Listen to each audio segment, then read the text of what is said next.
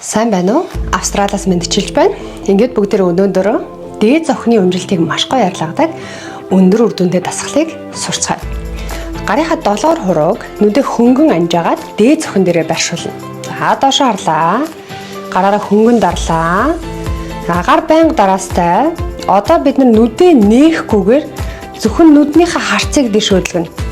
Одоо нэгсэндээ нүдээ анаастайгаараа нүдээ дээшээ доошо болгоно гэсэн үг. Яг ингэж дээшээ болгох явцад бид нөрөө дээд зөх жоохон чилж ачаал авж байгааг мэдэрнэ. За дээшээ болгоод хоёр тооллоо. Сууллаа. Сулхтаа доошо харъя. Нүд ерөөсөө нээгдэхгүй бүрэн дахиад дээшээ сууллаа. Дахиад дээшээ сууллаа. Яг хурууны өндгөнд ор нүдний булчин чилж ядарч байгааг мэдэрнэ. Яг гараа тавьсан